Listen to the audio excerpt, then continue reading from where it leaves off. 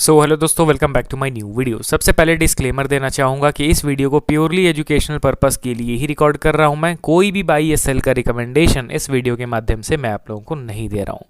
आज इस वीडियो में 3 स्टॉक्स के रिगार्डिंग डिटेल्ड वे में हम लोग बात करेंगे, जिसमें एक स्टॉक में तो बहुत बड़ा करेक्शन हो गया है, तो कहाँ जाके रुकेगा, कहाँ से रिवर्सल एक्सपेक्ट किया जा सकता है, सारा कुछ डिटेल्ड वे में बताऊंगा।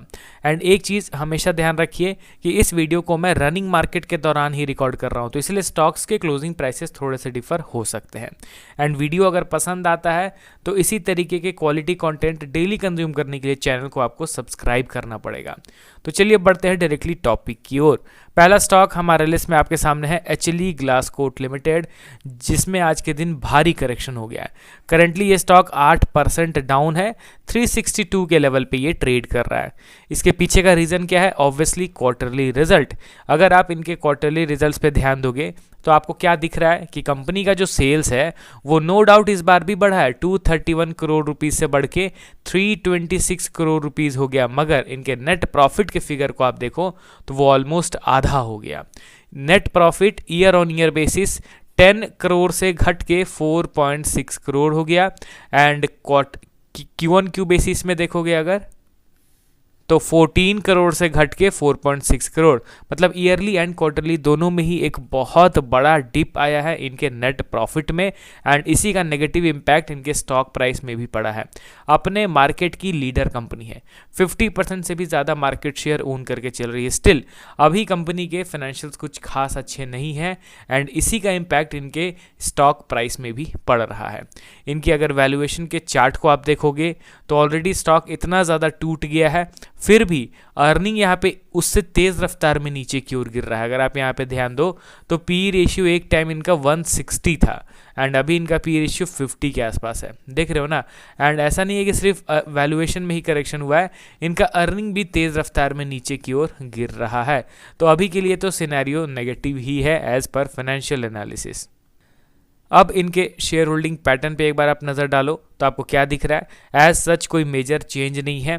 ऐसा नहीं है कि मार्केट के बड़े प्लेयर्स एग्रेसिवली स्टॉक को खरीद रहे हैं, ऐसा कुछ सिनेरियो अभी के टाइम पे एचएलई ग्लासकोट में तो मुझे नहीं दिख रहा है। अब चलिए टेक्निकली इस स्टॉक को देख लेते हैं कि क्या टेक्निकली ये अब वीक हो चुका है, किसी इंपॉर्टेंट सपोर्ट का ब्रेक डाउन हो गया है क्या, ये देखना ज़रूरी रहेगा। तो यहाँ पे इसके चार्ट को मैंने ओपन कर लिया है।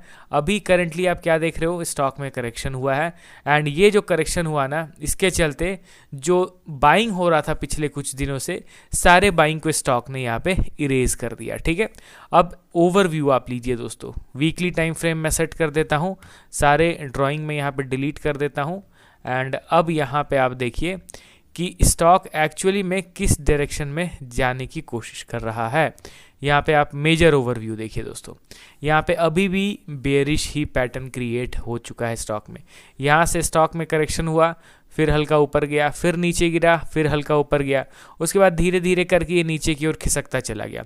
अब यहाँ से यहाँ सिग्निफिकेंट बाइंग हुआ था दोस्तों, बहुत ज़बरदस्त बाइंग हुआ था, ऐसा जिसमें मुझे पर्सनली खुद लग रहा था कि अब शायद से स्टॉक का एक अच्छा खासा बेस बन चुका है। मगर आप देखो तो फिर से ये अपर लेवल से नीचे गिरता हुआ दिखाई दे रहा है। भले ही ये चार्ट में आपको बहुत छोटा दिख रहा हो, मगर मैं मेजर करके अगर आपको दिखाऊं तब आपको पता चलेगा कि यहाँ से यहाँ तक ऑलमोस्ट 200% का रैली था दोस्तों। यहाँ पे आप देख रहे हो स्टॉक के भाव को इसने 3 गुना कर दिया था यहाँ से यहाँ तक। तो ऑब्वियसली यहाँ से एक रिवर्सल एक्सपेक्ट किया जा सकता था, मगर अभी तो अपने और रीसेंट हाई से अच्छा खासा कूल डाउन हो रहा है। चलिए ठीक है, देखते हैं कि इस सपोर्ट के पहले दोबारा से एक स्ट्रेंथ के साथ बाइंग होता है या फिर नहीं। क्योंकि ध्यान रखिए कि यहाँ से इतना शार्प बाइंग हुआ है, इस बेसिस पे हमने एक लेवल यहाँ पे ड्रॉ कर रखा है। ठीक है, अब देखते हैं कि इस लेवल के आसपास आते ही स्टॉक में दोबारा से कुछ बुलिश बिहेवियर दिखता है या फिर इस सपोर्ट को ब्रेक करके ये न्यू लो का क्रिएशन करता है। अभी के लिए तो सिंपली हम लोग को वेट एंड वॉच करना है। फर्स्ट बॉटम तो क्रिएट हो गया, देखते हैं सेकंड बॉटम क्रिएट हो पाता है या फिर नहीं। अब चलिए बढ़ते हैं हम लोग अगले स्टॉक की ओर। हमारा लिस्ट में आपके सामने है MTAR टेक्नोलॉजीज लिमिटेड। ये स्टॉक आज के दिन 3.5% ऊपर है। लगातार पिछले कुछ दिनों से 90 डिग्री में ऊपर मूव करने के बाद फाइनली आज जाके लिटिल बिट करेक्शन हुआ है। करंटली 3510 के भाव पे ट्रेड कर रहा है एंड पिछले कुछ दिनों में स्टॉक में तो काफ़ी शार्प बाइंग हुआ है। इस स्टॉक को मैं पिछले कुछ दिनों से कंटिन्यूसली कवर भी कर रहा हूँ। अगर आप मेरे पुराने वीडियोस को देख रहे होंगे तो आपको पता होगा कि मैं पिछले कुछ दिनों से इसको कवर कर रहा हूँ। अब देखिए वैल्यूएशन को देखा जाए तो ऐसा नहीं है कि बहुत अंडर वैल्यूड है। पी रेशियो 160 के आसपास ट्रेड कर रहा है। अर्निंग के हिसाब से ऑलरेडी पीक लेवल पे है पी रेशियो। एंड अगर आप इनके शेयर होल्डिंग पैटर्न पे भी ध्यान दोगे तो ऐसा नहीं है कि एग्रेसिव बाइंग बड़े प्लेयर्स के द्वारा हो रहा है। इनफैक्ट पहले पब्लिक के पास 23% का स्टेक था जो कि अभी बढ़ के 27% आ चुका है। एंड यहाँ पे प्रोमोटर के होल्डिंग पे ध्यान दो तो 46% से घट के 30% हो चुका है। तो ऐसा नहीं है कि प्रोमोटर ने स्टेक डाइल्यूट किया है तो सारा पब्लिक ने खरीदा है। एफआईज एंड डीआईज का भी अच्छा खासा पार्टिसिपेशन है इसमें। अब देखिए मैं टेक्निकल में कुछ आपको समझाने की कोशिश करता हूं। मेरे पुराने वीडियोस को अगर आपने देखा होगा MTR टेक्नोलॉजीज़ का तो आप अच्छी तरीके से रिलेट कर पा रहे होंगे। यहाँ पे एक इम्पॉर्टेंट ट्रेंड लाइन मैंने ड्रॉ किया हुआ है, ठीक है। एंड ये जो ट्रेंड लाइन है ना, इसको मैं रेजिस्टेंस कंसीडर कर रहा हूँ क्योंकि इस रेजिस्टेंस से स्टॉक में ऑलरेडी 2 बार बड़े बड़े करेक्शंस देखने को मिले हैं। फर्स्ट टाइम यहाँ पे करेक्शन हुआ, दूसरी बार यहाँ करेक्शन हुआ, तीसरी बार ये उस लेवल पे चला तो गया मगर फ्लो में गया है। आप देख रहे हो ना, अक्सर मैं बता रहा हूँ मोस्ट ऑफ द केसेस में 100 में 95 केसेस आप लोग देखोगे कि स्टॉक जो मोमेंटम के साथ 90 डिग्री में ऊपर मूव करता है ना, वो अपने किसी मेजर रेजिस्टेंस का ब्रेकआउट नहीं कर पाता है क्योंकि जिसमें स्लो एंड स्टेडी मोमेंटम होता है ना वो सस्टेनेबल होता है। एंड जो लगातार 90 डिग्री में मूव करता है ना वो मोमेंटम अक्सर सस्टेनेबल नहीं रहता है, ठीक है। हाँ देखिए कुछ एक्सेप्शनल केसेस होते हैं, मैं अपने प्रीवियस वीडियो में भी बता चुका हूँ, इस वीडियो में भी बता रहा हूँ। अगर MTR टेक्नोलॉजीज यहाँ से खड़े खड़े ऊपर चला जाता रहेगा तो शायद मुझे बाइंग करने का अपॉर्चुनिटी नहीं मिलेगा। मगर मेरा जो कॉन्सेप्ट है, जो प्राइस एक्शन का रूल है, जो लॉजिक है, उस लॉजिक के बेसिस पे ही मैं किसी स्टॉक को खरीदूंगा। अब 100 में 95 स्टॉक्स वो लॉजिक को फॉलो करते हैं, 5 स्टॉक्स लॉजिक को फॉलो नहीं करते हैं। अब आप बताइए कि आप किसके साथ स्टिक रहना पसंद करोगे, ऐसे कॉन्सेप्ट के साथ जो 95 टाइम्स वर्क करेगा या फिर ऐसे कॉन्सेप्ट के साथ जो सिर्फ 5 टाइम्स वर्क करेगा। ऑब्वियसली 95 के साथ हम लोग चलेंगे। अब ये स्टॉक अगर 5 के कैटेगरी में आ जाता है तो वो अलग चीज़ होता है, मगर जो हम लोग का कॉन्सेप्ट है उसके अकॉर्डिंगली हम लोग का चलना है। अगर प्राइस एक्शन के हिसाब से आप मुझसे पूछोगे तो मैं तो आपको यही बताऊंगा कि as per price action and market sentiment ये स्टॉक मेजर रेजिस्टेंस पे है, यहाँ पे एक अच्छा खासा कंसोलिडेशन होगा या फिर एक मेजर पुल बैक देखने को मिलेगा, ठीक है, as per technical analysis and as per my experience. अब देखते हैं कि आने वाले समय में स्टॉक किस तरीके से बिहेव करेगा। हालांकि आज का जो सेलिंग है वो कुछ खास वैसा दिख नहीं रहा है बाइंग के कंपैरिजन में, मगर ठीक है, मैं रेजिस्टेंस पे फ्लो में गया है तो मैं अभी भी बाइंग करना प्रेफर नहीं करूंगा स्टॉक में।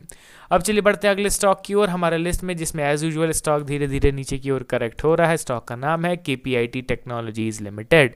अब यहाँ पे देखा जाए तो करेंटली ये कितना परसेंट डाउन है, 1.47%। एंड स्टॉक धीरे धीरे करके अपने सपोर्ट लेवल के नीचे आता हुआ दिखाई दे रहा है। पिक्चर परफेक्ट नेगेटिव पैटर्न को ये क्रिएट करके प्रॉपरली उसको फॉलो कर रहा है। तो क्या यहाँ पे एग्रेसिव बाइंग करना है? मेरे हिसाब से मैं तो बाइंग बिल्कुल भी नहीं करूँगा। एंड जो लोग इसके अगले सपोर्ट के बारे में पूछ रहे हैं कि इसका अगला सपोर्ट कौन सा है, तो वो है क्लोज टू 830 रुपीज़। अब देखते हैं कि किस सपोर्ट, देखिए यहाँ पे जगह जगह पे आपको सपोर्ट मिलेंगे, ठीक है, जगह जगह पे सपोर्ट मिलेंगे। अब किस सपोर्ट पे आपको बाइंग करना है, बड़ा कन्फ्यूजन है। सिंपल क्लियर रखिए अपने एनालिसिस के पार्ट को कि आप यहाँ पे बैठे हुए हो, जहाँ पे भी स्टॉक गिरना रुक जाएगा, एक समय आएगा जब क्या होगा कि स्टॉक गिर नहीं रहा है, अब एक ही लेवल पे ये कंसोलिडेट कर रहा है, बस तब जाके आप उसको फर्दर अपने वॉच लिस्ट में ऐड कर लेना। जब तक ये कंसोलिडेशन नहीं हो रहा है तब तक आप इंतज़ार कीजिए, क्योंकि कहाँ तक गिर सकता है, कौन स्टॉक किस लेवल पे बेस बनाएगा, इसका कोई गारंटी पहले से नहीं लिया जाता है, ठीक है। तो चलिए मिलता हूँ नेक्स्ट वीडियो के साथ, एंड अपना पॉइंट ऑफ व्यू भी ज़रूर शेयर कीजिए इन स्टॉक्स के रिगार्डिंग। और ओके देन, बाय बाय।